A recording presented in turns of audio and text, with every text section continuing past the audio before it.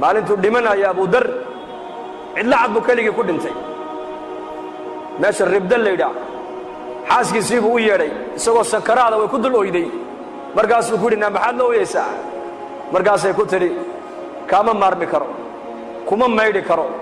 kuma aasi karo mara kafan kuu noqotana kuma hayo markaasuu ku yidhi dhegayso halkaa u bax tuurkaa u bax tuurkaa u bax buu ka yidhi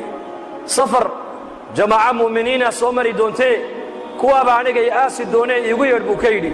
markaasay ku tidhi xaggee dad aan ka arkaa bay tidhi xaggee dad ka soo maraan xilligan jidka xaajigii xajka ka noqonayna uu go'ay haddee toole oo xajkiina mar horaa laga noqdee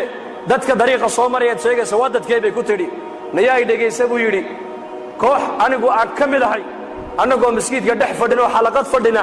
ayuu nebigu nagu soo baxo wuxuu yidhi mid baa iniga mida ininka keligii cidlo ku dhimani doona keligii buu cidlo ku dhimani doonaa aaskiisana jamaacad muslimiin oo mu'miniina ayaa ka qayb geli doonta raggii maalintaa aan la fadhiyey nin kasta uu dhintay nin magaaluu ku dhintay nin tuuluu ku dhintay nin reerkiisiibuu ku dhintay ninka cidlada ku dhimanaya nebigu sheegay ee jamaacadda mu'miniintu aaskiisa ka qayb geli doonto waa anige ordoo tuurka u baxo jamaacaddii nebigu sheegay baa soo mari doonta iigu yeedh buu ka yidhi bal sida hadalka nebiga u rumaysan yihiin dadkaas muslimiinta maanta adduunyada joogta iyo muslimiinta qarniga caalamka joogtay farqiga inoo dhexeeya waa yaqiin khabarka nebi maxamed ay ka maqleen ayay boqolkii boqol iyo ku rumaysnaayeen boqolkii boqol ninkii nebigu uu sheegay buu yidhi waa aniga ee cidlada ku dhimanaya raggii kaloo dhan way wada dhinteen tuulo iyo magaalo iyo qaryad iyo reerkoogay ku dhinteen ninka cidlada ku dhimanaya waa anige jamaacadduu nebigu sheegayba aaskayga ka qayb geli doontee halkaa u baxoo joogsa buu yidhi jamaacaddii baad arki doontaaye isaguna sakaraadkii baa haya tuurtaaba buur bay fuushaa xaggaa iyo xaggaa wax ka soo socday eegtaa haddana way soo noqotaa maradeeda intay qoysay madaxa u saarta haddana way ku noqotaa siday u noqnoqonaysay bay aragtay jamaacad muslimiin oo dariiqa maraya maradeedii bay markaa sidaa u tidhi baa la yidhi markaa bay soo leexdeen haweenay bay arkeen buurta dul taagan waxay maxaa cidlada ku dhegay waxay tidhi saaxiba rasuulillaahi sal allahu alay wasalam nin nebi maxamed saaxiibkiiya ayaa cidladaa ku dhimanaya kaalayo ila aasa bay ku tidhi markaasay idhahdeen oo waayo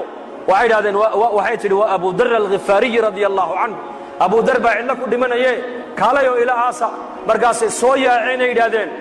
nufdihi biaabaa'ina wa ummahaatina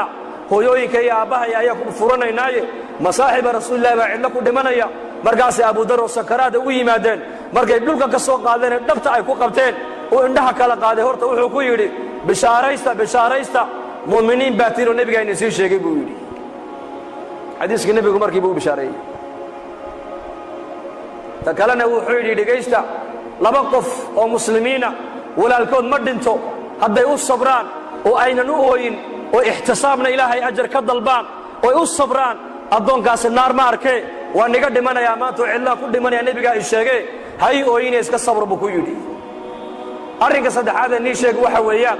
mara kafan igu filan haddaan haysto iyadaa kafan layga dhigi lahaa laakiin ma haysto xaaskayguna mara kafan igu filan hadday haysana maradaabaa kafan layga dhigi lahaa iyaduna ma haysatee idhegaysta walaalahayow raggiina meeshaa maraya dawladda islaamka nin u soo shaqeeya hadduu inigu jiro dharka uu sitaa aniga kafan ha iga dhigina buuhi kafan ugama barin dharkaas muxuu dhowrayaa xaaraantuu ka dhowrayaa jidhkiisa inay taabato diin buu wataa taqwad buu wataa iimaan buu wataa zaad buu wataa zaadkaa uu aakhiro la tegaayo inuu ka boorhooba ayuu diidan yahay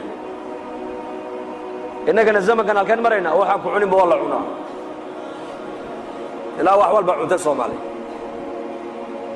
gaajada unbaa xaaraana bay ku odhanayaan gaajada unbaa xaaraana kullu jismin nabata fi lxaraami faannaaru awlaa bihi jidh kastoo xaaraan ku kora buu nebigu yidhi naartaa u xaq loo cuni doonta buu rasuulku yidhi xaaraantu iska daa adiga ilaa shahwaddaadae taaiirsaa shahwaddaada way saamayn ubadkaaga xaaraantu taqwaduna awlaadday iska soo baxdaa waracu awlaad buu ka soo baxaa